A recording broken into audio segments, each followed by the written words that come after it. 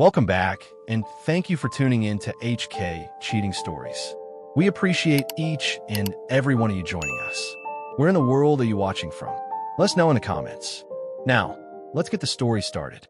My name is Mark, and if you had asked me a year ago, I would have told you I had a decent life, a stable job, a woman I loved, and a future I was finally excited about. But in the span of a few months, everything was ripped away from me. My own brother, the golden child, the one who could do no wrong, betrayed me in the worst way possible. And when I turned to my family for support, I learned a painful truth. I had never really belonged. This is the story of how I lost everything, and how, in the end, I found something far greater. I always knew my parents loved my younger brother, Jake, more than me, but knowing it didn't make it hurt any less. Growing up, it was like living in two different households under the same roof.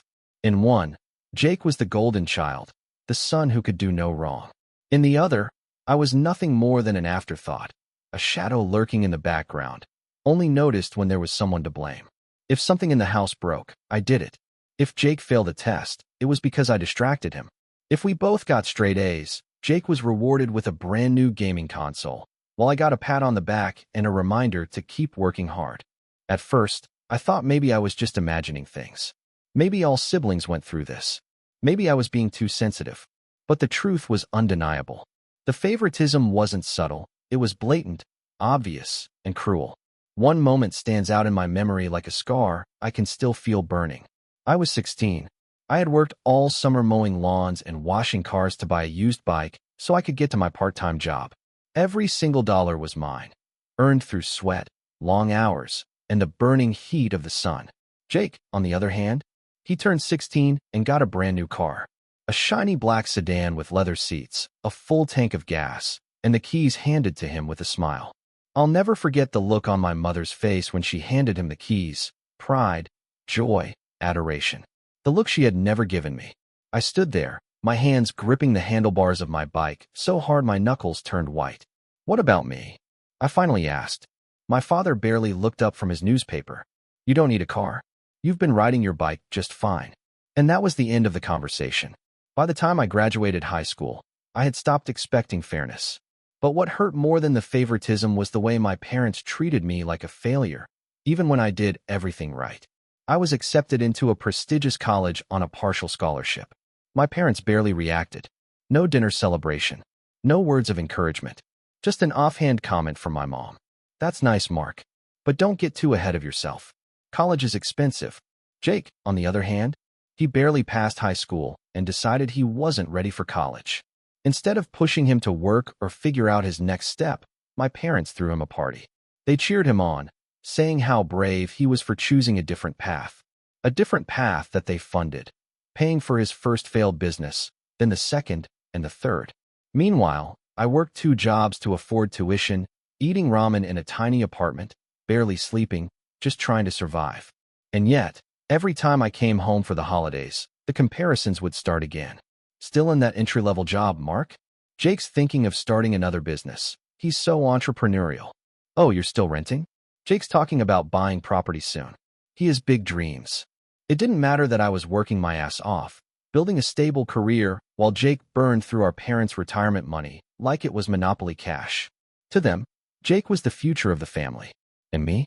I was just the disappointment who hadn't lived up to whatever impossible standard they had set. For years, I tried to be the bigger person. I told myself that one day, things would change. That maybe, if I worked hard enough, if I proved myself, my parents would finally see me. They would finally be proud. But that day never came. The day that finally broke me was my engagement announcement. After years of bad dates and heartbreaks, I had finally met someone. Someone who saw me, who loved me for who I was. Her name was Emily, and she was everything I had ever wanted. When I proposed to her, it was the happiest day of my life. I thought, just for a second, that maybe this time, my parents would be happy for me. But when I told them the news, my mother plastered on a fake smile and said, "Oh, how nice." My father barely glanced up from his TV and grunted, "Good luck with that." And Jake, he gave me the strangest smile, one that didn't quite reach his eyes, almost predatory. I should have known then. I should have seen the warning signs. Because Jake wasn't smiling because he was happy for me. He was smiling because he was already planning to take her away. Looking back, I should have seen the warning signs. The way Jake smiled that day, the way his eyes lingered on Emily just a little too long, it was all there.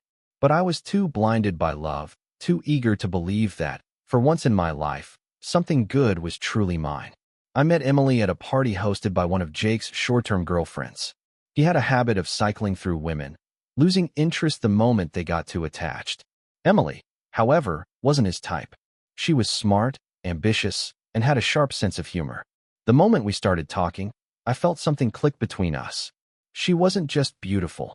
She was kind, supportive, and saw me in a way no one else ever had. We spent the entire night talking, laughing over cheap beer and stories about our childhoods.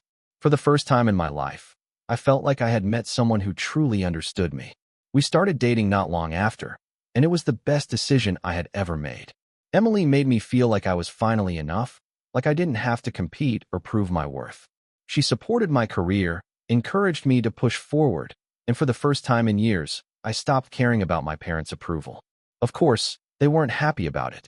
My mother made sarcastic remarks about how Emily was too good for me. My father barely acknowledged her presence, treating her like an outsider. But the worst part was Jake.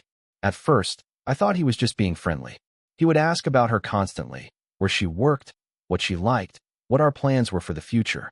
He'd make jokes about how lucky I was, how he couldn't believe a guy like me had landed someone like her. I thought it was just typical sibling banter. But then, things started getting weird. Jake would show up uninvited when Emily and I had plans. If we were out for dinner, he'd somehow be at the same restaurant, grinning like it was just a coincidence. If we were having a movie night at home, he'd swing by with beer, acting like it was completely normal to crash our evening. At first, I brushed it off. Jake had always been the center of attention. Maybe he just didn't like being left out. But then he started texting Emily. At first, it was innocent. Random memes. Inside jokes from conversations we'd all had together. But then the messages became more frequent. Late at night, long conversations that she would quickly exit out of when I walked into the room. I asked her about it once, and she laughed it off. Jake's just being Jake, she said. He's a flirt, but he's harmless. I wanted to believe her. I needed to believe her. But something about the way he looked at her, the way his hand would linger just a little too long on her arm, the way he leaned in just a little too close when they talked, it gnawed at me. Then came the engagement. It was a simple proposal. I never had much money, but I wanted it to be special. I made dinner at home, set up candles, and poured her favorite wine. When I got down on one knee, I could barely get the words out before she was already saying yes. For the first time in my life, I felt like I had won. I had something good, something that was just mine. We told my family a few days later, and their reactions were exactly what I expected. My mother forced a smile and said, "Oh, how nice." My father grunted and mumbled, "Good luck with that." And Jake smiled. A slow, knowing smile that made the hair on the back of my neck stand up. "Congratulations, man," he said, clapping me on the back. But his eyes weren't on me. They were locked onto Emily. I should have seen it then. The way his fingers tapped against the table like he was thinking. The way his smile widened when Emily laughed. The way he nodded slowly, like he had just figured something out. He wasn't happy for me. He was already planning how to take her away. After the engagement, things started to change. At first, it was subtle, small shifts in behavior that I chalked up to stress. Emily was always on her phone, smiling at messages she would never let me see. She started going out more, saying she needed girl time or work drinks, even though she had never been the social type before. I tried to ignore it. I told myself that every couple goes through rough patches. We were both busy with work, saving up for the wedding and a down payment on a house. It made sense that we weren't spending as much time together. But then came the nights when she wouldn't come home until late. The smell of wine and cologne lingering on her clothes. The way she would avoid my gaze when I asked where she had been. "Just with friends," she would say with a tired smile, pressing a quick kiss to my cheek before disappearing into the bathroom. I told myself I was paranoid, that I was imagining things. But deep down, something felt wrong. One night, about 4 months before our wedding, I found her crying in the kitchen. Her hands were shaking as she clutched a glass of water, her face pale and drawn. "Emily, what's wrong?" I asked, stepping toward her. She flinched. Actually flinched. I had never laid a hand on her, never even raised my voice in anger. But in that moment, she looked at me like I was the last person she wanted to see. She set the glass down and rubbed her temples. "I've just been feeling off lately," she murmured. "I think I might be sick." I should have pressed her for more, but I was so damn relieved. For weeks, I had been terrified she was pulling away from me. But if she was sick, if something was physically wrong, then that meant it wasn't about me. "Let's go to the doctor," I said quickly. "Whatever it is, we'll figure it out together." She hesitated. I already went," she said finally. "Mark, I'm pregnant." My breath caught in my throat. Pregnant? I wasn't expecting it, but I wasn't scared either. We had talked about having kids one day. Maybe this was just happening sooner than we planned. I smiled. "That's amazing, Em." She shook her head violently. "Mark, it's not yours." The words hit me like a physical blow, knocking the air from my lungs. I stared at her, waiting for her to take it back, waiting for her to laugh and tell me it was some kind of sick joke. But she just stood there, crying. "Who?" I asked, my voice barely above a whisper. She squeezed her eyes shut. "Mark, please." "Who?" She broke down completely, sobbing into her hands. And then, through her choked gasps, she said the one name I already knew. "Jake." I felt my entire world crack open beneath me. I couldn't breathe. I couldn't think. I couldn't move. Everything I had ever known, everything I had ever trusted, shattered in an instant. I stepped back, gripping the edge of the kitchen counter to steady myself. "How long?" Emily wiped at her eyes, but the tears kept coming. Since the engagement party." My stomach churned. The engagement party. The night we had celebrated our future together. The night I had looked at her and thought, "This is the woman I'm going to spend the rest of my life with." And all along, she had been sleeping with my brother. "It wasn't supposed to happen," she sobbed. "He told me I was making a mistake, that I could do better. He got inside my head, Mark. I never meant to hurt you." I let out a cold, bitter laugh. "Never meant to hurt me?" I repeated. "You were sleeping with my brother while wearing the ring I gave you." She dropped her head, unable to look at me. Something inside me snapped. "Get out," I said, my voice deadly calm. "Mark, please. Get out." She hesitated for only a second before grabbing her keys and rushing out the door. The moment she was gone, I sank onto the floor, my entire body shaking. I had lost. Jake had taken everything from me. I don't remember how long I sat there on the kitchen floor, staring at the spot where Emily had stood. My mind kept replaying her words over and over.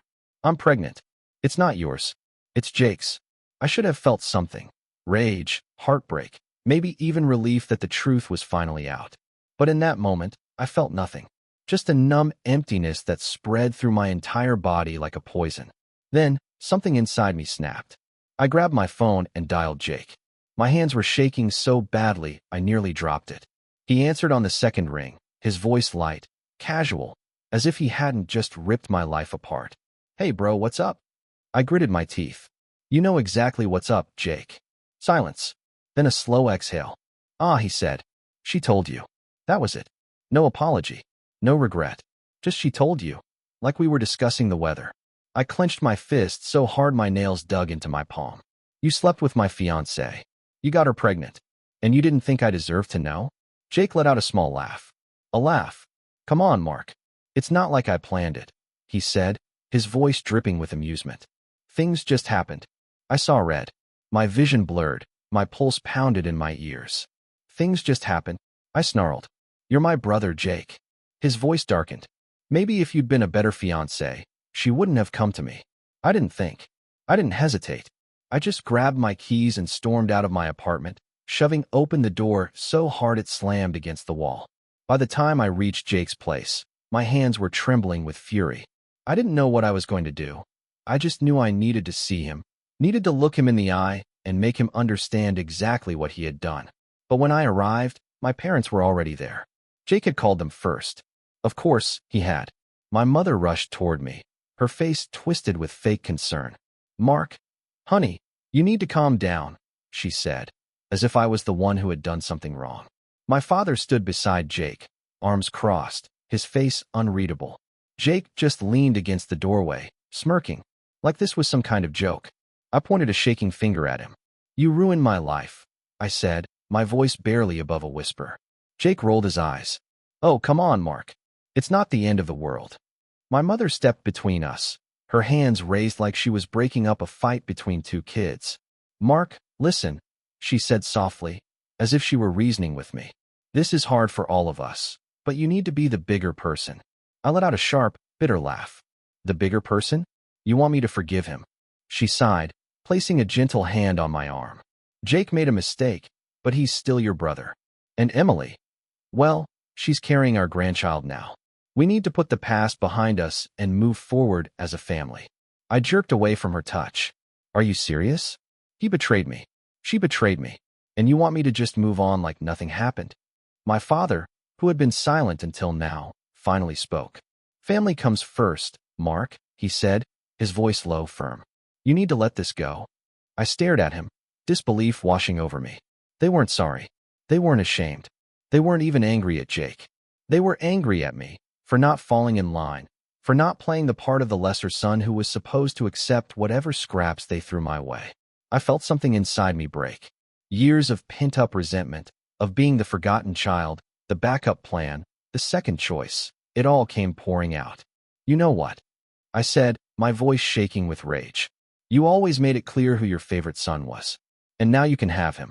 Because as far as I'm concerned, I don't have a brother anymore."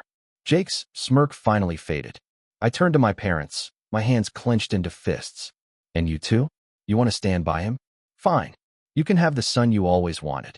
Because after today, you don't have me." My mother's face paled. "Mark, don't." But I was already walking away. I didn't look back. I didn't stop. I got in my car, gripping the steering wheel so tight my knuckles turned white, and drove. I didn't know where I was going. I just knew I needed to get away. By the time I reached my apartment, my phone was flooded with missed calls. Emily, my mother, even Jake. I didn't answer any of them. I sat in the darkness, staring at the engagement ring still sitting on the coffee table. Everything I had built, everything I had trusted, was gone. Jake had taken everything from me, and my family had stood by and let him do it. I barely remember the days after that night. It was all a blur of missed calls, unread messages, and a suffocating silence that wrapped around me like a noose. I ignored everything. I didn't eat. I didn't sleep. I didn't leave my apartment. Every time my phone buzzed, it was a reminder that I wasn't allowed to grieve in peace. The first messages were from Emily. "Mark, please talk to me. I made a mistake. I still love you. I never wanted to hurt you. Please, we need to talk." I deleted them without responding. Then came the calls from my parents. "Mark, enough of this childish behavior," my father's voicemail growled. "You need to grow up and accept what happened. Jake is your brother. Emily is having a baby. This isn't just about you." I clenched my teeth so hard my jaw ached. Not once had he asked if I was okay. Not once had he acknowledged what Jake did to me. To them, I was just in the way, an inconvenience standing between their golden son and his brand new family. Then, my mother started showing up at my apartment. I refused to open the door. One night, I caught her standing in the parking lot, arms crossed over her chest, eyes red and puffy. When she spotted me peeking through the blinds, she knocked harder, her voice cracking. "Mark, you're ripping this family apart," she sobbed. I turned away. I wasn't the one who had destroyed our family. They had. After about a week, the guilt-tripping turned into something worse. Jake reached out. His first few messages were apologetic, fake as hell. "I never meant for things to happen this way, man. I hope we can talk." I ignored him. Then he switched tactics. "You're acting like a victim, but you were never enough for Emily. We both know that." That was the moment I blocked his number. The worst part wasn't the calls, the texts, or even the betrayal itself. It was how everyone else started taking their side. Aunts, uncles, cousins I hadn't spoken to in years.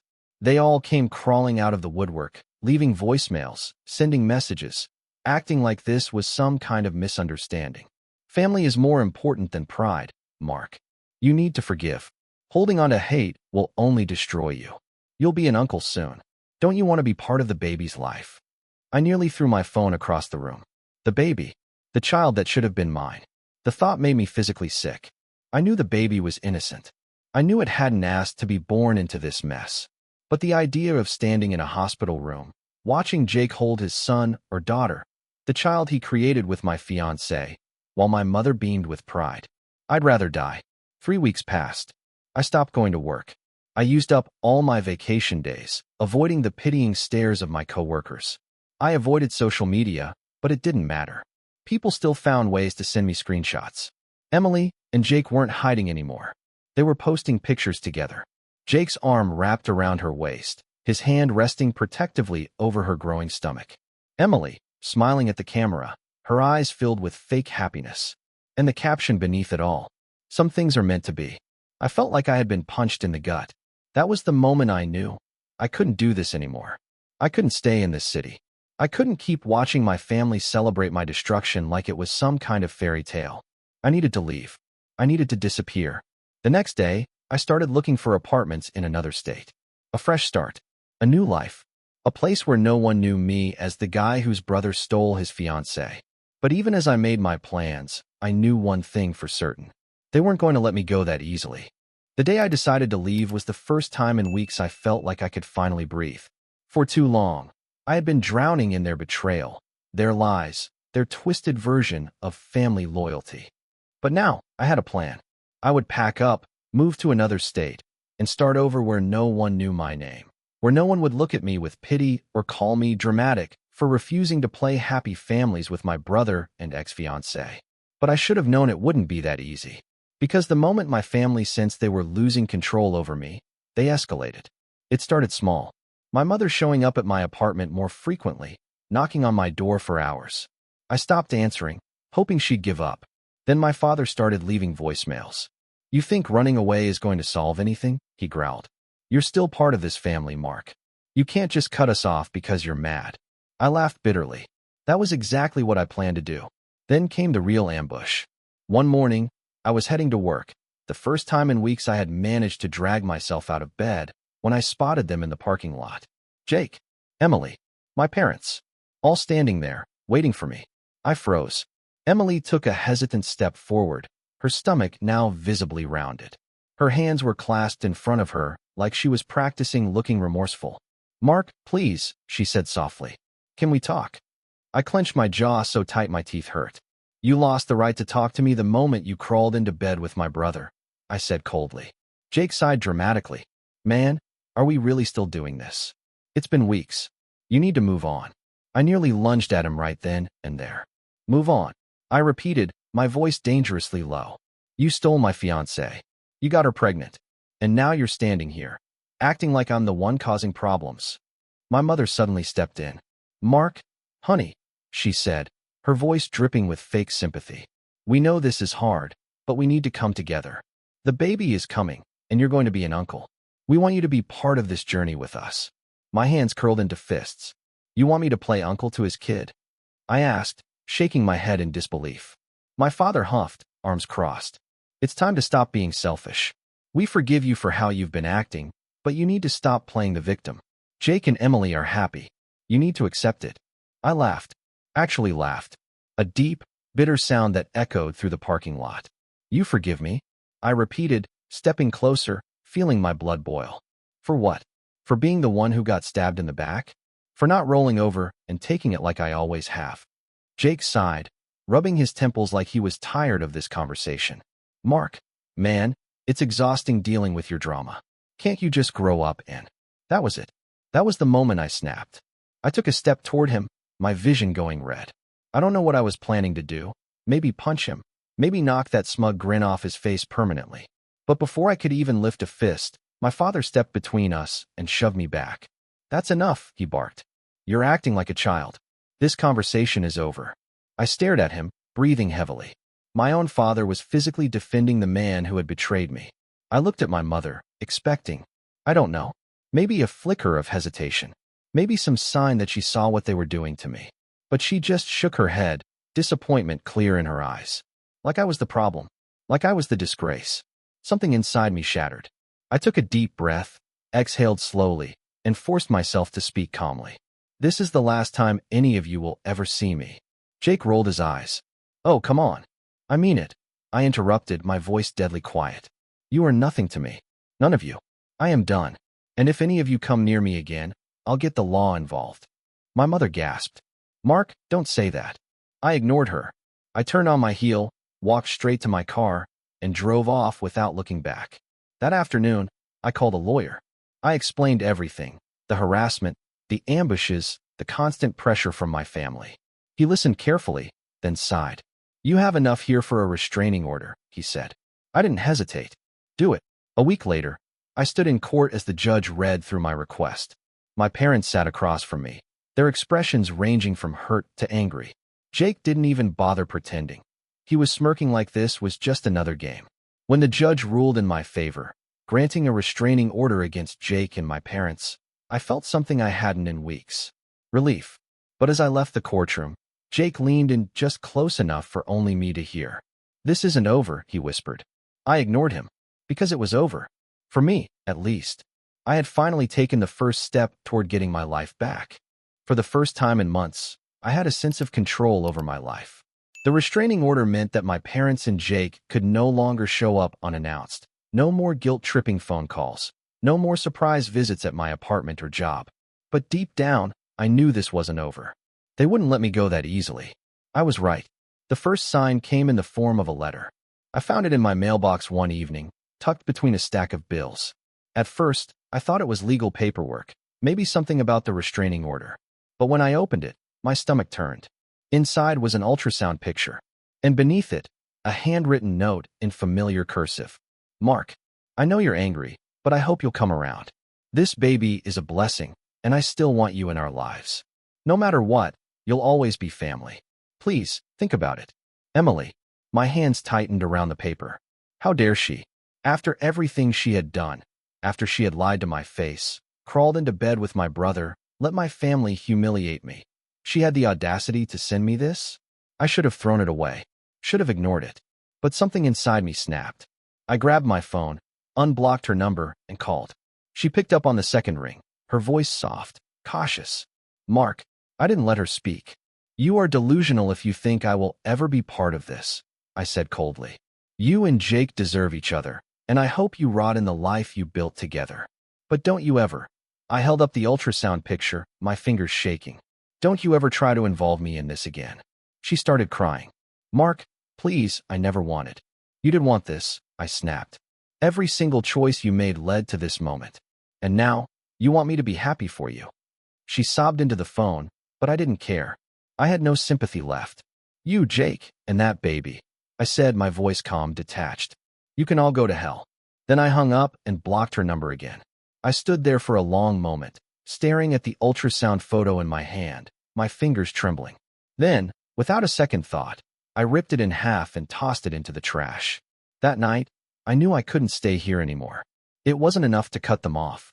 As long as I lived in this city, they would always find ways to reach me, to drag me back into their twisted version of reality. I needed to leave. For good. I pulled out my laptop and started searching for jobs in other states.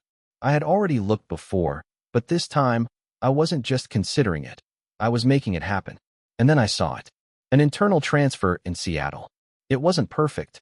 I had never been a fan of the rain, and I didn't know a single person there. But that was exactly what I needed. A fresh start in a place where no one knew me as the guy whose brother stole his fiancée. I applied immediately. The next morning, my boss called me into his office. "Mark," he said, sighing as he leaned back in his chair. "I'm not going to lie. I saw this coming." I blinked. "You did?" He nodded. "Your personal situation has. Well, let's just say it hasn't gone unnoticed. And after what happened with your family showing up at the office, I figured you'd be looking for a way out." I tensed. "Is that a problem?" "Not at all," he said.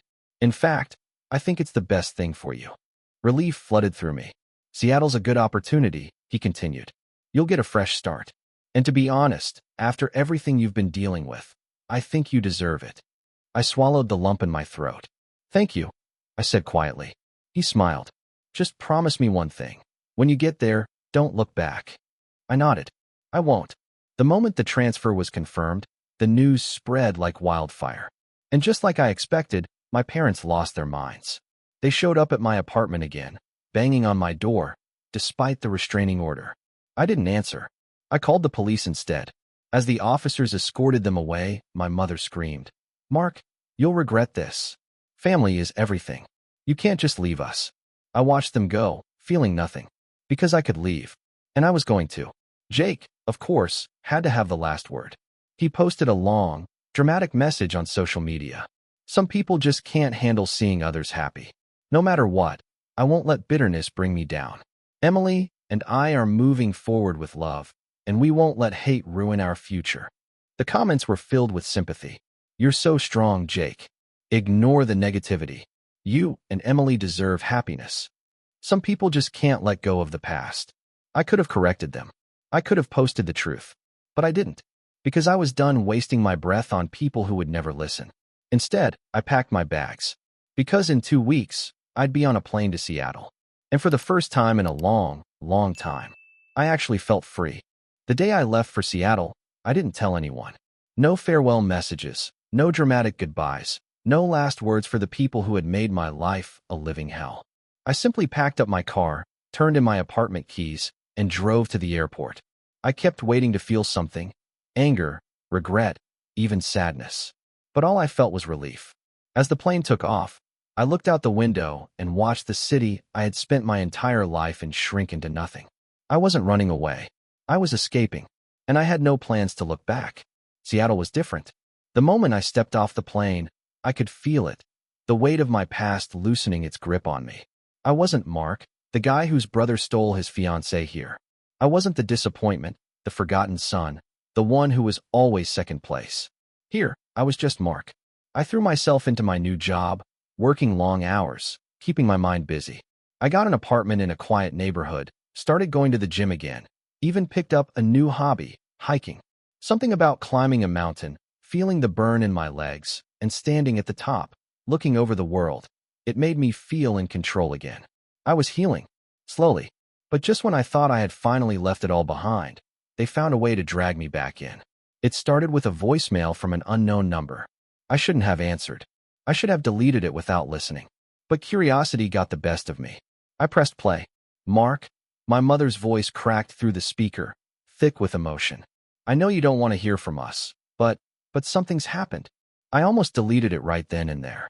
But then she said the one thing that made my blood turn cold. It's Jake. I clenched my jaw, gripping the phone tighter. He's in the hospital, she continued, her voice breaking. There was an accident. Please, Mark, I know you're angry, but he's your brother. A long pause. Then, softer, more desperate. We need you. I exhaled sharply, my hands shaking. I didn't know what I was supposed to feel. Was I supposed to care? After everything he had done to me, was I supposed to drop everything and rush back like the loyal son they had never treated me as? Was this supposed to be some kind of sick test? I stared at the phone for a long time, my heart pounding in my chest. Then, slowly, I pressed delete. And I didn't call back. That was the moment I knew. There was nothing left for me back there. No unfinished business, no lingering obligation. Whatever had happened to Jake was his burden to bear, not mine. For years, I had let my family dictate my worth, make me feel like I was only as important as the role I played in their lives. But now I was free. I could finally breathe without their voices in my head. I could finally wake up without checking my phone in fear of what new manipulation they had planned. Looking back, I realized this story was never just about betrayal. It was about self-worth, about breaking free from toxic cycles, and about learning when to walk away. For years, I believed that family meant unconditional loyalty, that no matter what they did, I was supposed to forgive, to endure, to stay. But I learned the hard way that not all families are built on love. Some are built on control, on manipulation, on using you until there's nothing left to take. I learned that blood doesn't define loyalty. Actions do. If there's one piece of advice I can give, especially to those who have lived long enough to understand life's deeper pains, it's this: protect your peace. There comes a time when you have to stop sacrificing yourself for people who wouldn't do the same for you. Let go of the weight of toxic relationships. Set boundaries, even if it means standing alone. And most importantly, never let someone else define your worth. I walked away with nothing. No family, no past life to hold on to. But in losing them, I gained something far greater. I found myself. And that was worth everything. I could finally move forward. I had spent too long trying to prove I was worthy of their love, their respect. I wasn't going to waste another second. A few months later, I found myself sitting at a coffee shop, scrolling through my phone. My social media accounts were still deactivated, but a friend from my old job had messaged me. Against my better judgment, I clicked the link. It was a picture. Jake and Emily, standing in a hospital room. She was holding a baby wrapped in a blue blanket, her face glowing with happiness. Jake stood beside her, smiling like he hadn't torn my life apart. The caption read, "Welcome to the world, little one. You are so loved." I stared at the screen for a long time. Then I put my phone down, took a deep breath, and felt nothing. No anger, no sadness, no bitterness, just peace. Because for the first time in my life, I finally understood something. Jake could have Emily. He could have the life he built from the wreckage of mine. But he would never have me. And that was my real victory. As I walked out of the coffee shop, the sun broke through the usual Seattle rain, casting a warm golden glow over the city. A new day, a new life. And this time, I was writing my own story.